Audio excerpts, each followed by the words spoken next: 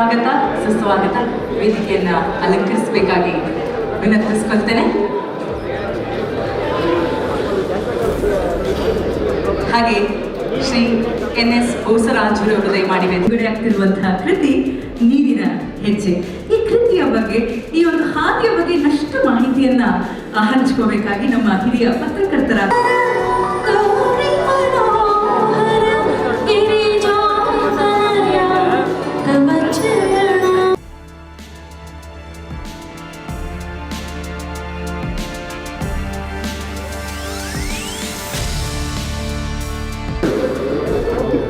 Sir सब side sir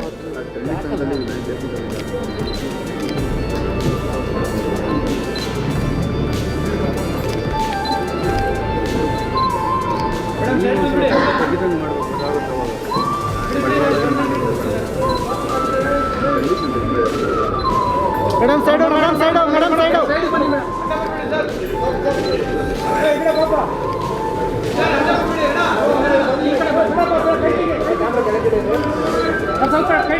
sir CM sir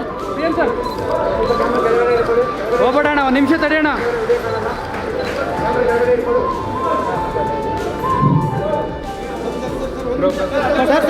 sir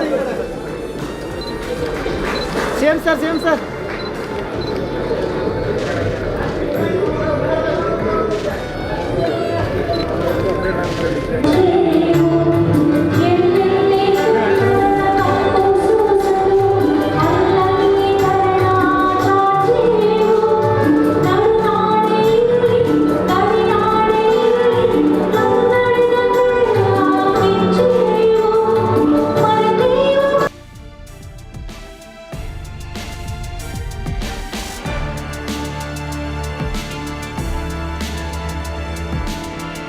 ಇಲಾಖೆಯ ಕುಟುಂಬ, ಇದರ ಅಧಿಕಾರಿಗಳು, ತಂತ್ರಜ್ಞರು ಎಲ್ಲರೂ ನಿಂತಿದ್ದೀವಿ. ಎಲ್ಲರಿಗೂ ನಮಸ್ಕರಿಸ್ತಾ ಒಂದು ಅಮೂಲ್ಯ ಕೃತಿಯ ರಚಿಸಿದ್ದಾರೆ. ಆ ಪುಸ್ತಕದ ಲೋಕಾರ್ಪಣೆಗೆ ಕ್ಷಣಗಣನೆ ನನಗೂ ಆಗ್ತಾ ಇದೆ. ಅದಕ್ಕೆ ಮೊದಲು ಕೃತಿಯ ಬಗ್ಗೆ ಮತ್ತು ಕೃತಿಯ ಲೇಖಕರ ಬಗ್ಗೆ ಸಂಕ್ಷಿಪ್ತವಾಗಿ ಅದ 2 ವರ್ಷಗಳಿಂದ ಇದನ್ನು ಸಿದ್ಧಪಡಿಸೋದಕ್ಕೆ ಎಷ್ಟೆಲ್ಲ ತಯಾರಿ ಮಾಡಿದರು ಅನ್ನೋದನ್ನು ತಿಳಿಸೋದಕ್ಕೆ ಬಯಸ್ತೇನೆ. ಸಹಜವಾಗಿ ಕೃತಿಯ ಬಗ್ಗೆ ಹೆಚ್ಚು ನಾನು ಮಾತಾಡೋಣ. ಲೇಖಕರಾದ ಸನ್ಮಾನ್ಯ DK ಶಿವಕುಮಾರ್ ಸಾಹೇಬ್ರೆ ಇದ್ರ ಬಗ್ಗೆ ಹೆಚ್ಚು ಮಾತಾಡ್ತಾರೆ.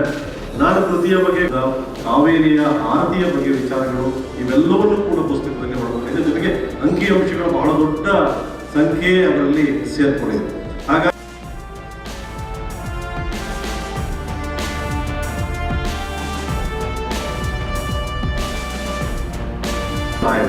ನೀರಿನ ಮೌಲ್ಯ ಎಷ್ಟಿದೆ ಅಂತ. ಹಳದಿ ಬಂಗಾರಕ್ಕಿಂತ ಈ ನೀಲಿ ಬಂಗಾರ ಬಹಳ ಅಮೂಲ್ಯ ಅನ್ನೋದು ಜಗತ್ತಿಗೆ ಗೊತ್ತಾಗಿದೆ. ಬಹಳ ಮುಖ್ಯಮಂತ್ರಿಗಳು ಶ್ರೀ ಸಿದ್ದರಾಮಯ್ಯನವರು ಅಮೃತ ಹಸ್ತದಿಂದ ನೀರಿನ ಹೆಜ್ಜೆ ಕೃತಿಯನ್ನ ಬಿಡುಗಡೆ ಮಾಡ್ತಾ ಇದ್ದಾರೆ. ಖುಷಿಯ ಸಂಗತಿ.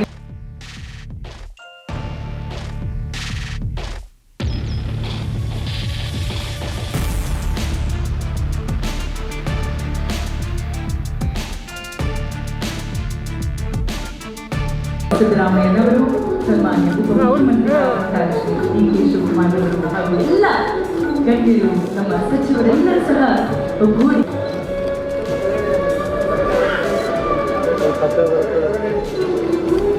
ಸರ್